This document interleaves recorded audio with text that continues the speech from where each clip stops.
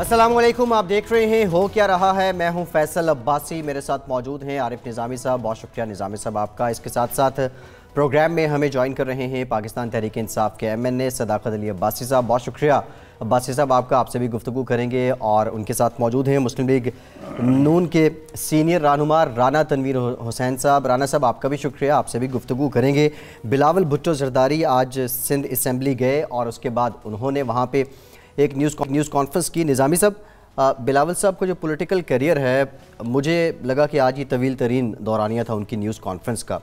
Aggression भी था, anger भी था, गुस्सा भी था। तो होते रहते हैं, लेकिन बातें बड़ी उन्होंने ठोक बजा की। ये एग्रेशन आज पहली बार देखने को मिला। ये स्ट्रेटेजिकली है?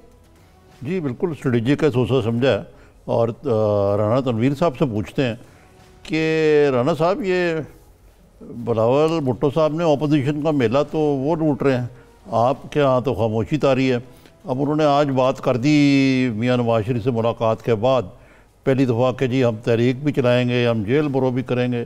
और काफ़ी और भी बड़ी उन्होंने तुंद तो तेज़ बातें की हैं और बिला वास्ता पिंडी पर भी तनकीद की है।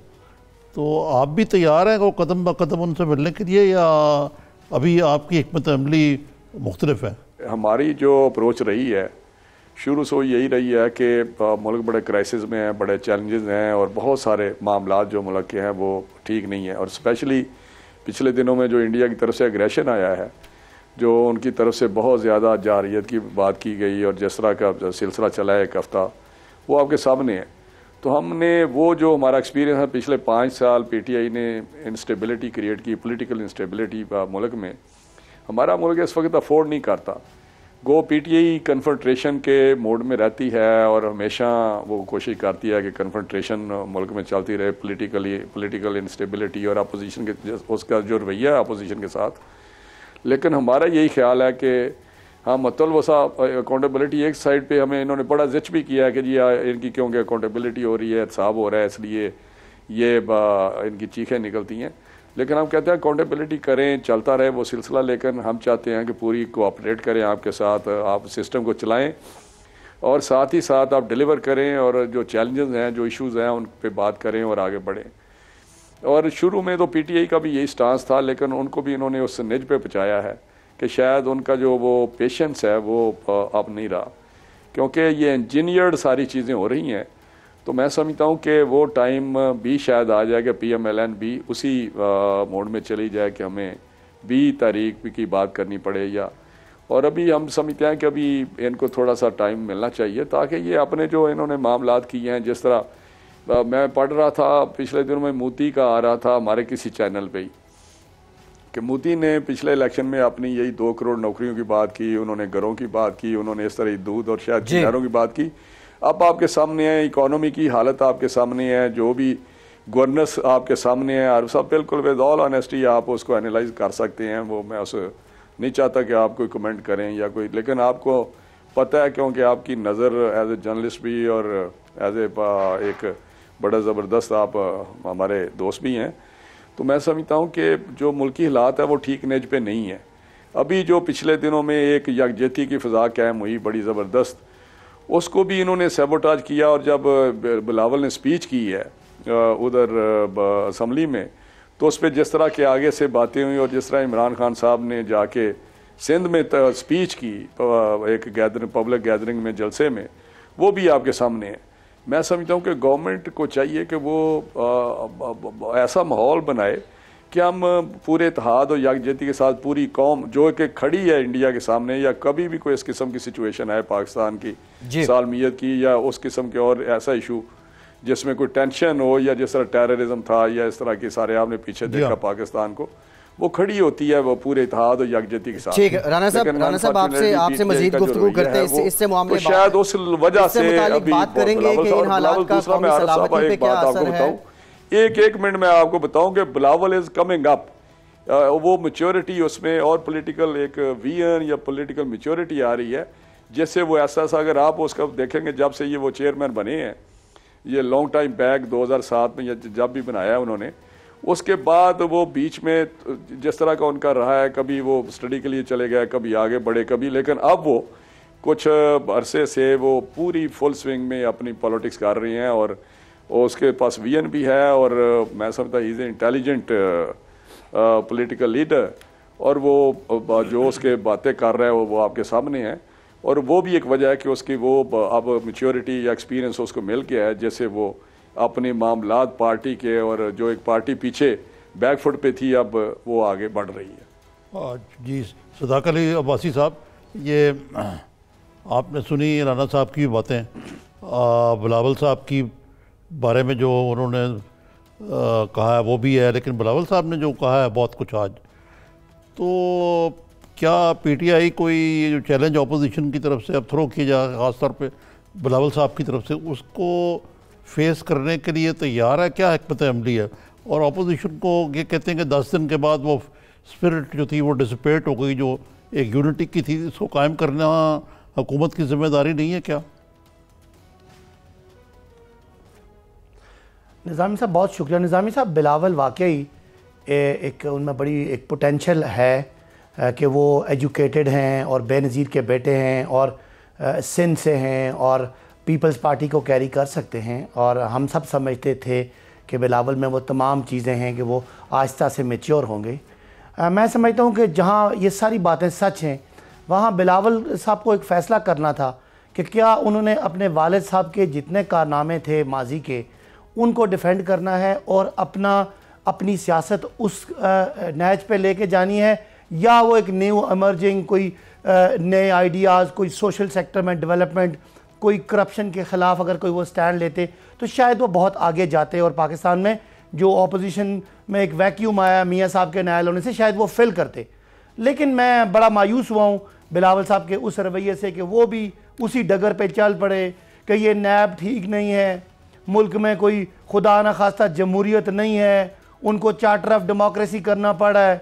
यही बिलावल साहब के वालिद साहब की तकरीरें सुन लें, पिछले 10 साल वो हमें लेक्चर मिले कि ये जमहूरियत है, ये 18वीं तरमीम के इख्तियारात हैं, पार्लियामेंट एम्पावर्ड है, मुल्क में आज़ादी है। जो ही उनके केसेस बने तो वो ख़त्म हो गई। जब PMLN पे केसेस बने तो ये बड़े गुलछड़े उड़ा रहे थे कि ये देखें ना करप्ट लोगों का हाल होता है। JIT पे वो खुश होते थे, लेकिन जब उनकी बारी आई वालिद साहब की तो वही नैब जिस पे उन्होंने हुकूमत की, वही चेयरमैन जो उन्होंने ख़ुद लगाया, वो बिलावल साहब उसकी तस्दीक कर रहे हैं। तो क्या समझेंगे कि बिलावल साहब क्या इस अपोजिशन के जो वैक्यूम है लीडरशिप का उसको फिल कर सकते हैं? तो मैं तो एक पॉलिटिकल वर्कर हूँ, मुझे तो लग रहा है वो अपनी सियासत को दागदार कर रहे हैं। वो खुल के आएँ, हमारी तनकीद करें, हमें सजेस्ट करें, हमारी खामियां को बताएं और मुल्क को आगे ले जाने के लिए एक ऑल्टरनेट वो गवर्नमेंट है। लेकिन बहरहाल मैं मायूस हूँ निज़ामी साहब, मुझे जिस लाइन पे बिलावल चल पड़े, मुझे तो वो जो पीपल्स पार्टी जो कभी खैबर से कश्मीर तक पार्टी होती थी, ज़रदारी साहब ने सिंध रूरल में कर दी, मुझे लगता है बिलावल साहब उसको बिल्कुल ही फारग कर देंगे। ठीक है अब्बासी साहब, आपसे मजीद बात भी करते हैं। राना साहब, आज बिलावल साहब ने एक और बात भी की जो निज़ामी साहब शुरू में कर रहे थे। बिलावल साहब ने कहा कि मरियम साहिबा जो हैं वो अकेली ही उस तरफ से बोल रही हैं, नून लीग की तरफ से, बाकी तो वहाँ कोई बोलता ही नहीं है। ये जो खामोशी है, जो सेकंड टियर लीडरशिप है उसकी जानिब से, फिर नवाज शरीफ साहब भी उस तरह नहीं बोल रहे, अब इसके पीछे मकसद क्या है? क्यों खुलकर नहीं बोला जा रहा? देखें, ऐसी कोई बात नहीं है। एक तो मैं सदाकत अली अब्बासी साहब ने बात की है, ये पॉलिटिकल एक्सपीडियंसीज कुछ होती हैं, शायद इनको उसका अदराक ना हो। तो ये पॉलिटिकल एक्सपीडियंसी, पॉलिटिकल मैनेजमेंट आप कह सकते हैं, पॉलिटिकल मैनेजमेंट होती है। आज ये पता नहीं मकसद के कोई पीपल्स पार्टी या PMLN कोई अपने जो उनका मंशूर है या उनका एक प्रोग्राम है, अपोजिशन, क्योंकि पार्लियामेंट है, ये पार्लियामेंट्री सिस्टम है, वहाँ बैठ के अपोजिशन जॉइंट जो इश्यूज ऐसे होते हैं जिस पे वो जॉइंट मूव करते हैं, वहाँ पे जॉइंट अपोजिशन शो करते हैं या खड़े होते हैं। तो ये चीज़ें चलती रहती हैं। इस तरह कहना कि फ़लाँ ने मिल गया या बाप का बयानिया ले लिया, ये चीज़ें चलती हैं और बयानिए बड़े बड़े लोग नए नए अडाप्ट करते रहते हैं। लेकिन जहाँ तक आपने बात की कि हमारे PMLN वाले खामोश हैं, कोई खामोश नहीं है। बात बिल्कुल सीधी है कि बयान भी देते हैं सारे लीडर जितने भी, चाहे वो हमारे सीनियर 4-5-6 जो लोग हैं, TV पे भी बात होती है, प्रेस में भी होती है, प्रेस कॉन्फ्रेंसेस भी होती हैं, हर जगह हमारी तरफ से नुक्ता नज़र आता है और बड़ा स्ट्रॉन्गली आता है, चाहे पार्लियामेंट का फ्लोर हो चाहे वो बाहर पार्लियामेंट से बाहर हो। इसलिए ये तसर देना, ये थोड़ा सा मीडिया की तरफ से तसर दिया जाता है जिसको लोग बाय करते हैं। और अगर बिलावल साहब ने ये बात की है तो मैंने जो पहले आपको बताया वो उसके पीछे जो बैक ऑफ माइंड पे यही है कि उस स्टेज पे हम ना जाएं जिस स्टेज पे पॉलिटिकल इंस्टेबिलिटी क्रिएट हो। ठीक है, हमें बड़ी पिंच है, हमें बहुत सारे दुश्वारियों के सामने मुश्किलात हैं, लेकिन बैक ऑफ माइंड पे यही है कि क्योंकि मुल्क हमारे बहुत एक नाजुक दौर से गुजर रहा है और इस किस्म के ख़तरात या इस किस्म के चैलेंज शायद इससे पहले नहीं थे, लिहाजा हमें एक ऐसी सिचुएशन में नहीं मुल्क को लाना चाहिए जैसे पॉलिटिकल इंस्टेबिलिटी आए और हमें और ज़्यादा वो चैलेंजेस जो हैं, जो इश्यूज़ हैं वो गहरे होते जाएं, जैसे खुदा न खास्ता कोई हमें कोई परेशानी का सामना ना करना पड़े मुल्क की सतह पे। तो ये अगर आप समझते हैं कि ये खामोशी है या कोई अंदर कोई कमज़ोरी है या कोई बात है, खुदा न खास्ता ऐसी कोई बात ही नहीं है। इस वक्त भी PMLN सबसे पॉपुलर जमात है मुल्क में, सबसे बड़ी पार्टी है। आप हाउस में भी देखें और पंजाब में भी देखें, जिस तरह पंजाब में जो भी हुआ इलेक्शनों पे वो अब पुरानी बहस हो गई है, उस पर हम क्या बात करेंगे, लेकिन आपके सामने है। इतनी इंजीनियर्ड इलेक्शन के बाद भी जो रिजल्ट है वो आपके सामने है। तो मैं समझता हूँ कि ऐसी कोई बात नहीं। वो वक़्त मैंने पहले भी कहा, शायद वो वक़्त दूर नहीं जब PMLN भी शायद उसी तरह खड़ी होगी मैदान में या बाहर निकलेगी। तारीख की बात करता है, तारीख भी शायद हम चलाएं।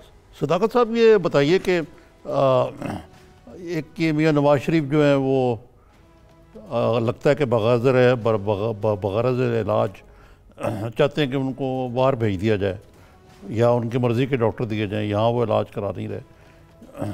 इस बारे में कोई पेशरफ्त हो रही है कि बजाय कि अदालत फैसला करे, हुकूमत ही इस बारे में कोई वन वे और दी अदर कोई ठोस किस्म की हिकमत अमली अपनाया? दूसरा ये है कि आपको तो ये अप्रिशिएट करना चाहिए कि बिलावल भुट्टो के बरक्स जो यहाँ तक PMLN का तल्लक है, ये तो आपको मज़ीद वक्त देना चाहते हैं, जो लगता है कि बिलावल साहब देने को तैयार नहीं है।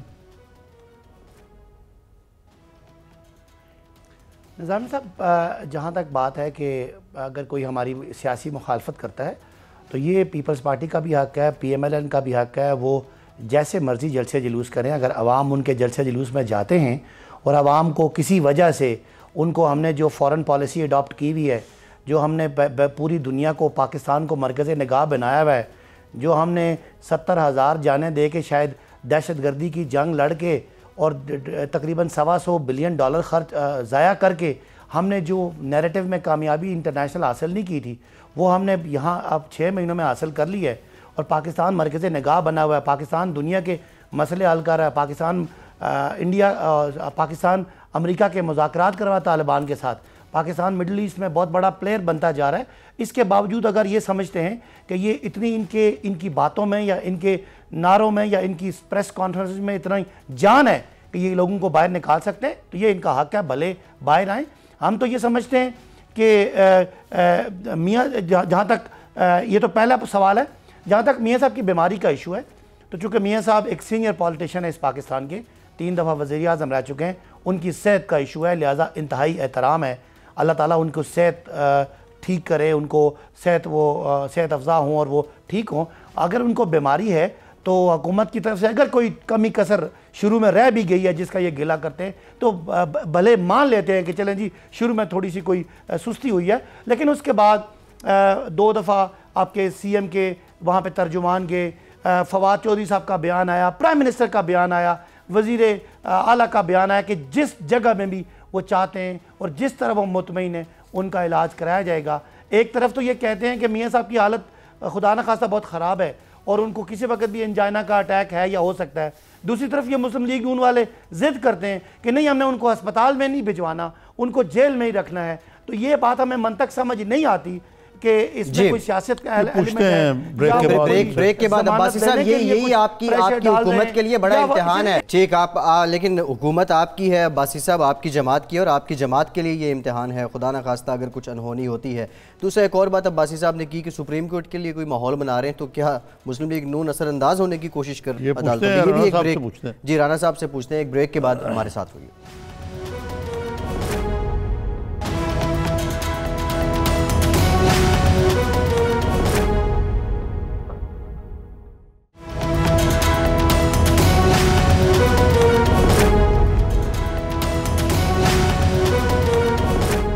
ब्रेक के बाद एक बार फिर से प्रोग्राम में आपको वेलकम करते हैं। राना साहब, ब्रेक से पहले अब्बासी साहब ने कहा ये जो ज़िद है नवाज शरीफ साहब की और आपकी जमात की, बज़ाहिर ये लग रहा है शायद आप कोशिश कर रहे हैं अदालतों पे असरअंदाज होने की। क्या वाकई ये एक स्ट्रेटजी है? पूरी स्ट्रेटजी के तहत मुस्लिम लीग नून इस पे अमल कर रही है? देखिए, मैं गुजारिश करूं, पहले तो जो सदाकत अली अब्बासी साहब ने कहा है कि बड़ी बार डिप्लोमेटिक लेवल पे और बड़ा उनको बहुत ही एक पजीराई मिल रही है या कोई सिलसिले चले हैं, तो मैं समझता हूँ कि ये बात कहना कि पिछले 5 साल में जिस तरह की भी सिचुएशन थी, जो भी इन्होंने माहौल क्रिएट किया, जिस तरह PMLN ने डिलीवर किया, ये जो दहशतगर्दी की बात करती है, हमने दहशतगर्दी से एक इनको पाकिस्तान दिया है, मुल्क दिया है। इकोनॉमिक प्रोग्रेस यहाँ थी, यहाँ पे बिजली पैदा करके दी, इनको मोटरवेज हाईवेज बना के दिए, सारा कुछ किया है, एक अच्छा पाकिस्तान दिया है, बहुत सारे मसाइल का हल किया। लेकिन उसी का ये सिलसिला चलता है। उस वक्त भी ये बात थी कि पाकिस्तान अब दहशतगर्दी से पाक है और लोगों ने आना शुरू कर दिया था। ये मामला चलते रहते हैं और उसमें किसी ये नहीं कि 2-3 महीने में ये कमाल हो गया, बल्कि पिछले दिनों में ये बड़ी बरमला मेरा भी ये है सोच कि जहाँ तक हमारे मिलिट्री साइड है, वहाँ पे हमने इंडिया के साथ बिल्कुल कामयाबी हासिल की, अल्हम्दुलिल्लाह हमने उनको मार भगाया। और जिस तरह की चीज़ें हुई हैं वो आपके सामने बहुत बड़ी कामयाबी थी हमारी। लेकिन जहाँ तक डिप्लोमेटिक फ्रंट है, वहाँ पे हमें सबसे बड़ी लड़ाई वहाँ है, वहाँ में वो चीज़ें नज़र नहीं आ रही जिस तरह आनी चाहिए थी। आज हमारे दोस्त बड़े ज़बरदस्त दोस्त ममालिक थे, वो भी उस तरह शद्दोमात के साथ हमारे साथ नहीं खड़े हुए जिस तरह पिछले भी कभी को इस तरह की सिचुएशन आती थी।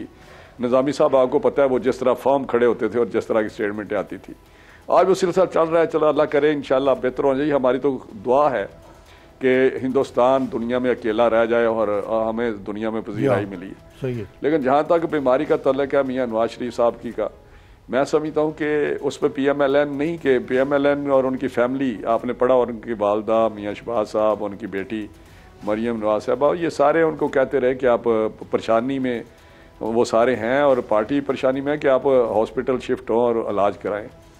लेकिन जिस तरह एक 3 दफ़ा प्राइम मिनिस्टर रहा है, जो इतना बड़ा लीडर है, जो भी छोड़े कि वो चार्जेस जो ये कहते हैं लज करते हैं चीज़ें, वो अपनी जगह, लेकिन उनको जो एक तज़ीम या तकरीम मिलनी चाहिए थी, जिस तरह उनको एक रिस्पेक्ट मिलनी चाहिए थी, जिस तरह उनको घुमाया फिराया गया, वो अंदर से बड़े ज़िच हुए हैं कि मेरे साथ इस तरह किया जा रहा है कि मुझे लाते हैं, चेक करवाते हैं, फिर वापस ले जाते हैं, और कभी किसी हॉस्पिटल में, कभी किसी हॉस्पिटल में। ये उनकी एक अपनी फीलिंग है कि आप अल्लाह ना करे कि ये किसी भी शख्स में या इंसान में ये फीलिंग आए, तो वो समझता है कि अगर मुझे फिर इन्होंने इसी तरह करना, और जो इनके बयानात आते हैं वज़रा के, मशीरों के या PTI के कुछ लोगों के, वो भी एक मैं समझता हूँ कि नमक छिड़कते हैं। ये आप भी पढ़ते होंगे उनके बयानात, और आज भी, और दूसरी कि उस पर जिस तरह एक रेडिकूल किया जाता है या जिस तरह बातें की जाती हैं, और जी वो बीमारी पे सियासत कर रहे हैं, वो ऐसे है, वो फलां है।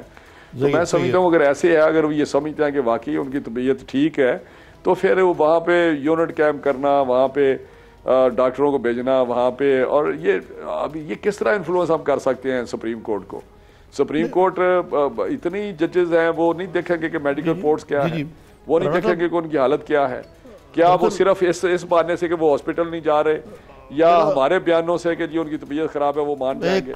और इनके भी तो बयान है ना, हम तो कहते हैं कि इनकी पार्टी हाईएस्ट लेवल पर प्राइम मिनिस्टर भी इन्फ्लुएंस करते हैं अदालतों को, जिस तरह के वो बयान देते हैं।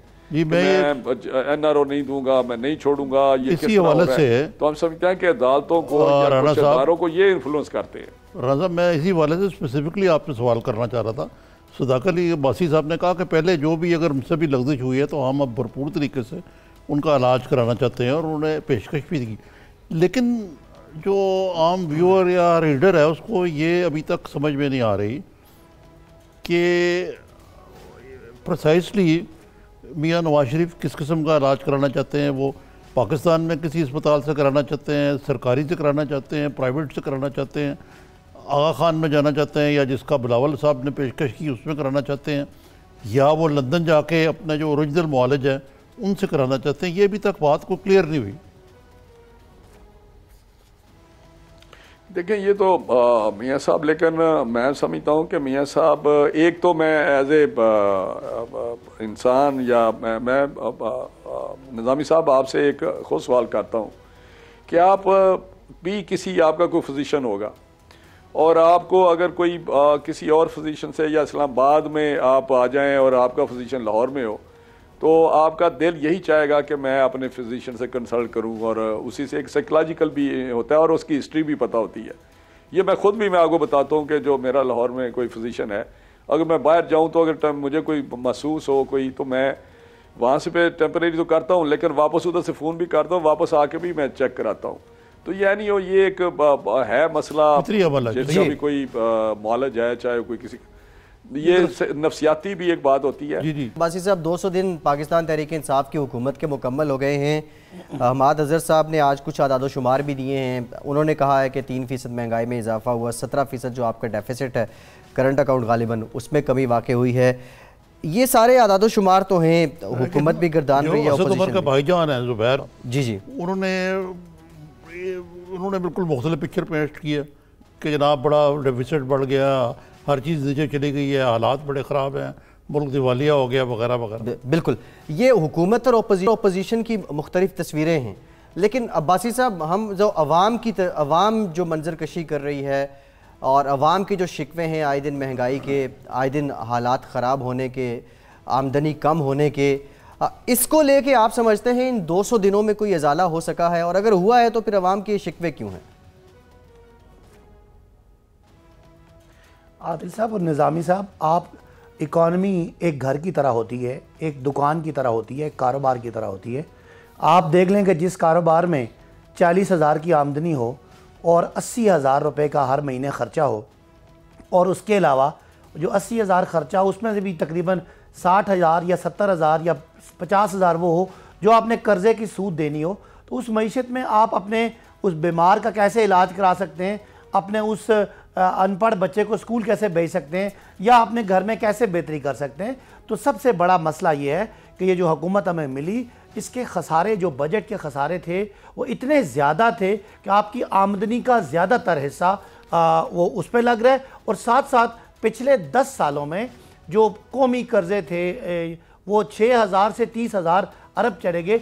उन कर्ज़ों की किस्तें और सूद देने में इतनी ज़्यादा मुश्किलात हैं कि वाकई हम गरीबों के लिए अभी तक कुछ नहीं कर सके। और शायद जो इंतहाई गरीब लोग हैं और जिन पे महंगाई का बोझ है, उनको और कोई 2-4 महीने इंतज़ार करना पड़े। लेकिन मुल्क के जो फंडामेंटल्स हैं इकॉनमी के, वो ठीक हो रहे हैं। करंट अकाउंट का खसारा कम हो रहा है, आपके अखराजात कंट्रोल हुए हैं, जो गैर तरक्याती अखराजात थे वो कम हुए हैं। लेकिन चूँकि वो कर्ज़ों की किस्तें और जो सूद है वो बढ़ा, इसलिए अब हम कर क्या रहे हैं?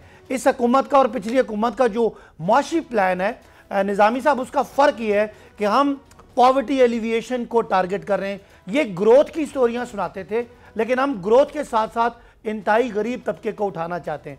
हमारा प्लान ये है कि जो लोग छोटी आमदनी वाले हैं, जो 15-20 लाख रुपए का जो घर ले सकते हैं, उनको सस्ते और कम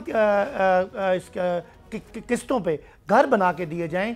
और वो घर जो है वो जब बनना शुरू हो तो उससे रोज़गार भी आए, इकोनॉमिक ग्रोथ भी हो, पॉवर्टी भी कम हो। हम हेल्थ कार्ड दे के लोगों को गुर्बत से निकालना चाह रहे हैं। हम जो इंतहाई बेघर लोग हैं उनके लिए हमने शेल्टर, तो हमारे लीडर का, इमरान खान साहब का और गवर्नमेंट का जो मुआशी प्लान है वो ग्रोथ विद पॉवर्टी एलिविएशन है, गुर्बत ख़त्म करने का प्लान है। लिहाजा आप देखेंगे कि जो आगे वक्त जाएगा, आपका करंट अकाउंट का खसारा 17% कम हो गया, आपका बजट का खसारा परसेंटेज ऑफ जीडीपी कम होगा, आपकी पॉवर्टी इंशाल्लाह ये कम होती जाएगी। और हम इंशाल्लाह 4-5 सालों में हमारा टारगेट है कि मुल्क की अक्सरियत आबादी को गुर्बत से निकालें। ये हमारा माशी प्लान है।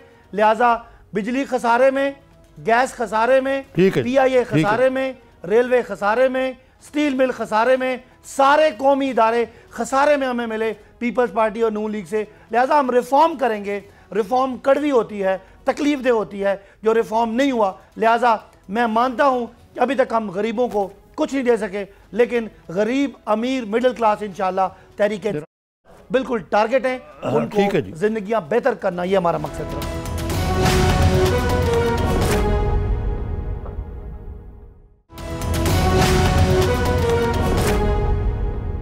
साहब देखें, ये पीटीआई का बड़ा तसलसल से ये नैरेटिव है कि एक बड़ा गरक की हुई मईशत मिली थी। आप कहते हैं कि हम कुछ ठीक कर गए थे, और आप कहते हैं कि जो जीडीपी ग्रोथ है वो 4% से भी कम है अंदाज़ा। आईएमएफ के प्रोग्राम में हम पता नहीं कभी कहते हैं हम जा रहे हैं, कभी नहीं जा रहे। आप कहते हैं कि जा रहे हैं हम। कर्ज़े बढ़ते जा रहे हैं, अब दुगने कर्ज़े हो गए, जो आपने लिए वो भी और जो ये भी है वापस तो मैंने और आपने करने हैं। तो ये किस तरह मुल्क का मामला चलेगा? कोई ऑपोजिशन और हुकूमत इस मामले में इकट्ठे मिलकर ही कुछ सही करनी चाहिए? निज़ामी साहब, मैं गुजारिश करूं, मुझे 2 मिनट इस पे दें। मैं थोड़ा सा मुआवजा करना चाहता हूं। 2013 में जब हमें गवर्नमेंट मिली है तो उस वक्त जो रेवेन्यू था, जो हमारी आमदन थी, वो 1900 अरब थी, 1900 बिलियन थी, जिसको हमने 5 साल में 4000 पे पहुँचाया। ये रेवेन्यू हमने इनकम इंक्रीज की है। ये रेवेन्यू में के बात कर रहा हूँ, जो हमारी आमदन है, जिसका जब हमें 1900 में मिली तो उस वक़्त हमारे पास ये हाल था कि इससे भी बढ़कर जो हमारे डेट सर्विसिंग थी और जो हमारे डिफेंस एक्सपेंडिचर थे वो ही इसमें पूरे नहीं हो रहे थे। और हमें जो फेडरल गवर्नमेंट के एक्सपेंडिचर थे और प्रोविंशियल गवर्नमेंट के जो प्रोग्राम थे या उनको एनएफसी अवार्ड के तहत देते थे, वो सारी बारविंग होती थी, चाहे वो लोकल बारविंग हो, डोमेस्टिक बारविंग हो, चाहे फॉरेन बारविंग हो। रिजर्व जो हमें मिले वो 4-5 अरब के थे, जो हमने 22-23 अरब पे पहुँचाए रिजर्व्स, जो फॉरेन एक्सचेंज रिजर्व्स थे। इस तरह हमारे जो स्टॉक एक्सचेंज था 12,000 पे मिला था, 53,000 पे हमने पहुँचाया। ये रिकॉर्ड की मैं बात कर रहा हूँ, ये ऐसे नहीं बातें कर रहे। हमें जीडीपी मिली थी 2-3% पे, जिसको हमने इस तमाम और सिचुएशन के बावजूद ये राणा साहब ये जो आप बातें कर रहे हैं, अब्बासी साहब भी शिकवे कर रहे हैं, आप अपनी कारकर्दगी गिनवा रहे हैं, लेकिन अल्टीमेट जो निज़ामी साहब ने बात की है अवाम पे, आम लोगों पे, मैं उस पे आने रहा हूं। अगर मुझे 2 मिनट दे दे तो पिक्चर क्लियर हो जाएगी। मैं ये जो बातें करनी है ना, पिछला रोना, मैं कहता हूं कि आप 4000 पे हम छोड़ के आए हैं, हम सारी ये चीजें दे के आए हैं। ये डेट देखो, डेट बड़ा है, उसमें कोई शक नहीं। हमने भी, मुझे अगर मैं थोड़ा पीछे जाऊं तो 85 में जब 88 में असम्बली डिज़ोल्व किया, अगर निज़ामी साहब आपको जनरल ज़ियाउल्लाह की स्पीच याद हो, जब जनेजो साहब को डिसमिस किया उन्होंने, असम्बली डिज़ोल्व की, तो उस वक्त भी उन्होंने कहा था खजाना खाली है, ऊपर से पता नहीं कोई पत्थर बरस रहे हैं, नीचे से आग चल रही है। वो उन्होंने 2 आंसू भी बहाए थे, आपको अगर याद हो। तो हर गवर्नमेंट ने कहा कि जो पीपल पार्टी कहती है, जो हमें मिला था वो कल परवेज इलाही साहब कह रहे थे जो हमें 2002 में मिला था वो भी खाली था। जब 2008 की बात हुई तो वो कहते थे खाली था। ये अब रोना छोड़ें, लेकिन हालत ये है जो इस वक्त है, 6 अरब डॉलर हमें मिला है, लेकर रिजर्व उधर ही खड़े हैं 6-7-8 पे, 6-7-8 पे। बाकी कमर्शियल बैंक के पास जो है वो मिला के आज मैंने पढ़ा 14-1500 है। अब निज़ामी साहब जो आप बात कर रहे हैं, ये हम नहीं बात कर रहे, ये इकोनॉमिस्ट बात कर रहे हैं, ये वर्ल्ड बैंक जो स्टेट बैंक है वो बात कर रहा है, सारी दुनिया बात करे। जो हमें इन्फ्लेशन मिला था वो 12% मिला था 2013 में, मैं ये फिगर कोट कर रहा हूँ। हमने 4% पे छोड़ के आए हैं, 4% पे इन्फ्लेशन महंगाई अब फिर 8-9 पे पहुंच गई है। तो ये गैस के जो प्राइसेस बढ़ाई हैं वो 40% गैस की कीमत बढ़ाई है। कोई बिजली बार बढ़ा रहे हैं, पेट्रोल की कीमत आपके सामने है, लोगों का जीना हराम हुआ है। ये जो सोशल सेक्टर की बात करते हैं, सोशल सेक्टर में कौन सी गवर्नमेंट आई जिसने मकानों का प्रोग्राम शुरू नहीं किया? कौन सी भी गवर्नमेंट आई जिसने अनएम्प्लॉयमेंट के लिए, रोजगार के लिए लोगों को लोन नहीं दिए या उनको खड़ा नहीं किया? राणा साहब आपकी बात सामने आ गई। अब्बासी साहब से जरा मैं जान लूं, ये आप जो इन्फ्लेशन का रेफरेंस दे रहे हैं, सारे फिगर्स हैं, ये सारे फिगर्स हैं, इसमें बहुत से मामलात हैं। भाई हमने तो मैनेज किया। अब 8 महीने हो गए हैं निज़ामी साहब, बात मेरी फैसल अब्बासी साहब बात जरा सुन लें। अब 8 महीने हो गए हैं, हमें कुछ किसी कोई इंडिकेटर, हाँ मैं कुछ इनकी परफॉर्मेंस जो है मैं आपको बताऊं कि इंपोर्ट इन्होंने कम की है, मेरी बात सुन लें जो पॉजिटिव बात है, इंपोर्ट इन्होंने बंद। हाँ हमारा एक वीक एरिया जो मैं मानता हूं सबसे वीक एरिया, जो एक वीक एरिया था, हम एक्सपोर्ट में कुछ नहीं कर सके। जब एक्सपोर्ट में हम कुछ नहीं कर सके तो हमारे जो वो गैप था, जो आप ट्रेड डेफिसिट है या करंट अकाउंट डेफिसिट, आप उसको डेफिसिट कहते हैं, करंट वो बिल्कुल था। अब इन्होंने इंपोर्ट पे कुछ ऐसी कदम लगाई है, कोई ड्यूटी कराई है, कोई बैन की है चीजें जो बहुत सारे 200, 250, 300, उससे इंपोर्ट बिल कम हुआ है। जी बस साहब जी बात इस तरह है जी, मैं इनको बताना चाह रहा हूँ कि जो भी इन्होंने बातें की सारी, अब मैं मेरे से सीनियर है, मैं इनको चैलेंज नहीं करता, लेकिन ये जो कह रहे हैं कि जी इनके फॉरेन करेंसी रिज़र्व हमारे कम हो रहे हैं, तो आपने खुद ही बताया कि आपने जब हुकूमत ली तो आप 25 बिलियन डॉलर की एक्सपोर्ट करते थे, वो हमारी आमदनी थी। और जब आपके अगले साल में वो 20 और उससे अगले साल में 23 और फिर 23 बिलियन, यानी आपने एक्सपोर्ट गिराई, तो पाकिस्तान के डॉलर वहीं से आने थे। और दूसरी तरफ आपने इंपोर्ट को जाके 61 अरब डॉलर तक ले गए, तो वो सारा जो खसारा है वही आपके रिजर्व्स खा रहे हैं। अब इस वक्त आपके रिजर्व्स 18 बिलियन डॉलर से ऊपर चले गए, और जो हमारी हुकूमत ने डिप्लोमेसी दिखाई है, जो आपकी पूरी दुनिया को अट्रैक्शन दी है, आज हमने यूके का वीज़ा ई वीज़ा कर दिया है, हम समझते हैं कि जो टूरिज्म बढ़ा रहे हैं, उस टूरिज्म से आपका जो फॉरेन करंट अकाउंट डेफिसिट है वो भी ठीक होगा, और मुल्क के अंदर जो हम आपको इसमें नया पाकिस्तान हाउसिंग से जो हम ग्रोथ लेके आएंगे। ठीक, बिल्कुल ठीक, बहुत बहुत शुक्रिया सदाकत अली अब्बासी साहब, आपका बहुत शुक्रिया। राना तनवीर हुसैन साहब, आपका बहुत शुक्रिया। 18 बिलियन डॉलर अगर रिजर्व चलेंगे निज़ामी साहब, ये तो बहुत बड़ी खबर है। इससे मुतालिक हम भी देखते हैं कि कितनी मुश्किल, बाद में बात करेंगे, बाद में बात करेंगे। एक ब्रेक लेते हैं, ब्रेक के बाद वापस आते हैं, कुछ दीगर मामलात पे भी बात करेंगे। हमारे साथ हुई